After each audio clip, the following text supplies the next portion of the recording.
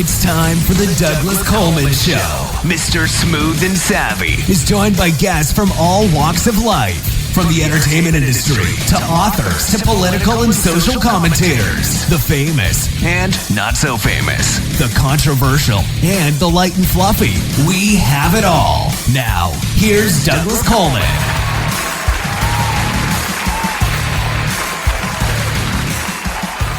Okay, please welcome back to the Douglas Coleman Show, Matthew Hughes.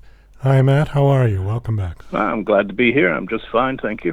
So we looked it up. You were on last in February of 23, so a bit over 2 years ago. And now you've got another book that you're promoting, I see, called Henchman. What time period does this book take place? A non-existent time period, which is way, way, way off in the far future, when science has collapsed and the sun is going to go out and magic has come back. And it all was pretty well started by Jack Vance, the great science fiction grandmaster. And he called it The Dying Earth. Actually, his editor called it The Dying Earth. He didn't want that title for the book, but it stuck.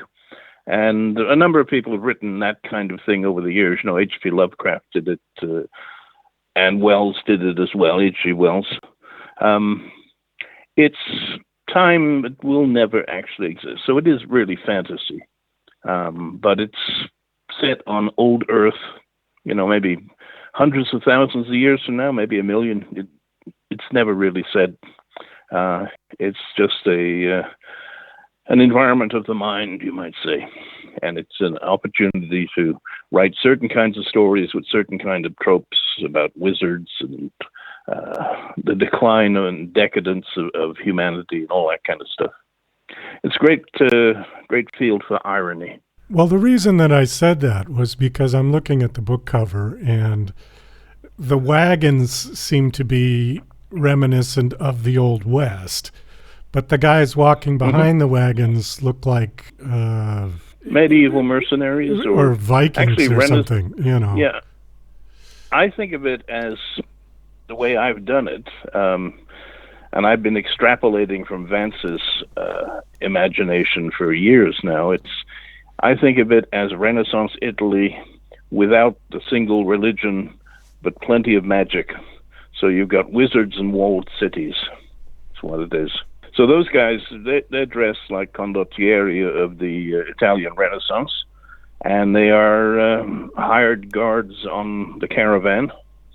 I like the idea of covered wagons, so I use covered wagons.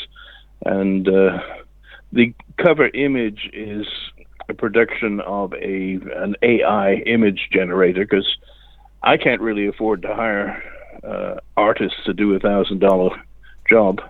So I make the covers myself. Is that what they would charge for a cover, is $1,000? Is that the going rate? Well, some of my covers for my commercially published books were done by Tom Kidd, and he charges $3,500. Oh, so and he actually does a painting.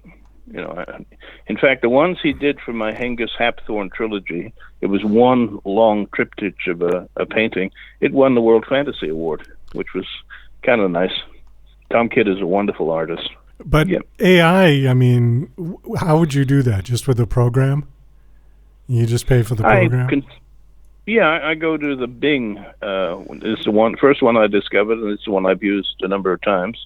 I have an image in my head, and I try to describe that in words to the AI, and then it produces something, and it may be close or it may not be close, and then I'll change the details of what the input that I'm putting in, the words, until I get something that looks like what I want. And the image on that book's cover is not quite. I wanted them walking beside the wagons, not behind them, but I couldn't get the AI to cooperate on that. And it's not a very smart program, even though it's called intelligence. It just puts bricks together until it gets something to approximate what you want. Okay, well, it doesn't convey any sense of the story particularly. Why don't you tell us a little about the story, the actual story?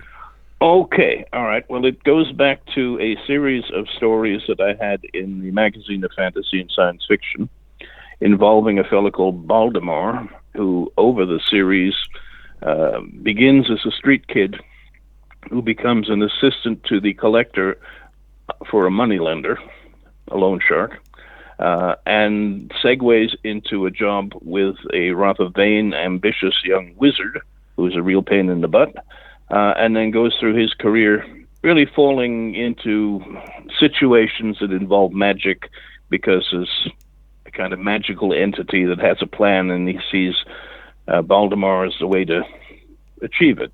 So that's his life. But there are two minor characters. One is the moneylender's loan collector, and the other is the head of security for the wizard on the estate. And they play minor roles in the Baldemar series. And I've developed this, I guess you'd call it a habit. I take minor characters from a previous book and I write their stories because I'm interested to see how they come along. So in this case, it's the two guys from the Baldemar stories, 20 years before, young men, how they meet, what they went through, and various adventures they have. It's been pointed out to me by critics and reviewers that I don't do heroes. I tend to do minor characters and tell their stories. And many of them are henchmen, really, I suppose. That's why I titled the book that. And I think that's because I spent a lot of my life as a henchman to powerful, important people. I was a speechwriter for corporate executives and political leaders in Canada, which made me a henchman. I mean, I was the guy who did the little job that needed to be done. So it comes out in my fiction. Is this going to be part of a series, or is this a standalone book? It is part of a series in a sense. I'm not writing about the same characters over and over again. I don't really want to do that. What I am writing about is the same milieu, the same setting, the same environment, and looking at it from different angles. So sometimes it's, from a couple of guys like this, henchman, and sometimes it's from a thief called Raphalon, who is highly skilled but unlucky, gets into a lot of trouble, and then has to work his way out of it. It's all the dying Earth, but it's the dying Earth as experienced from different characters' points of view. The last time you were on, as I remember, you were house sitting. Do you still do that? No. I've gotten a little bit too old for that. Right now I'm living with my youngest son in a place in northern British Columbia, just having survived the winter, which I did mainly by not going outside.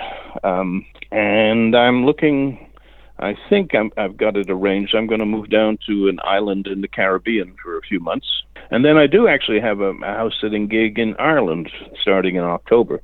Just people we sat for before have asked me if I would come back and do 6 months in Tipperary, which I will certainly enjoy doing, just with some cats to look after. No, but I did spend, I think, 16 years wandering around the world, living in 12 different countries and visiting a handful of more.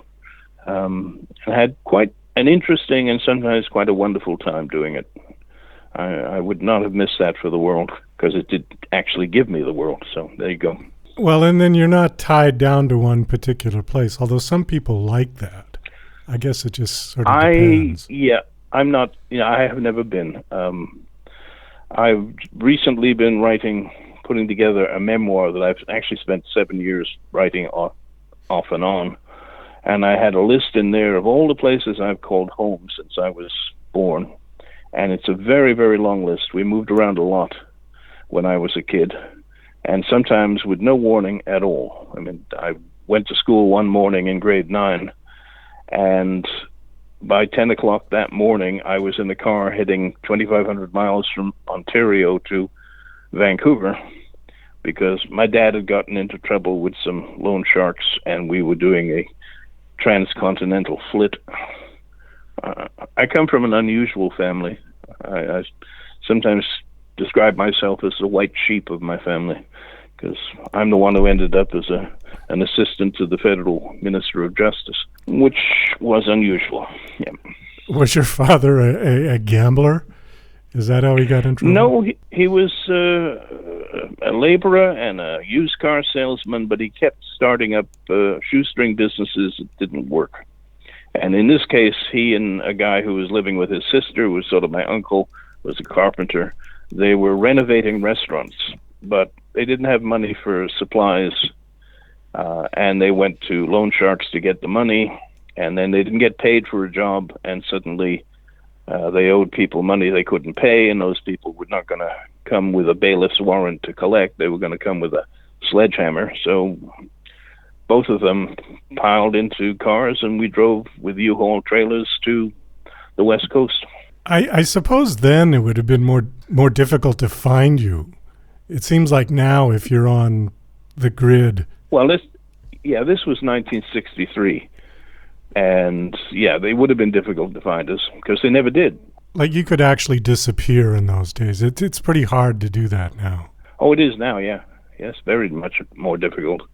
But we went, and again, they tried to start a shoestring business doing concrete framing up and so on.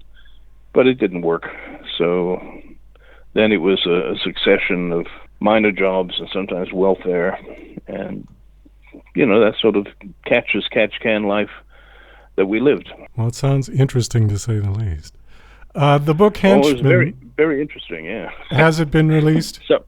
I'm sorry. Sorry? I said, has the book Henchman, has it been released? Yeah, I self-published it on Amazon last month, and it's doing about as well as my books usually do. I have a dedicated but niche readership. They all tend to be people who first came into science fiction and fantasy through Jack Vance, and Jack died in 2013, so he's not putting out any more stuff, but I am, and it's in many ways it's a homage to Vance, what I do. I make no bones about the fact that he's my major influence. Him and P.G. Woodhouse, who is also one of his major influences, which is why I can't resist slipping some comedy into everything I do. Okay. Well, Matt, I think I'll let you go. So the last question is, do you have a website that you want to give out?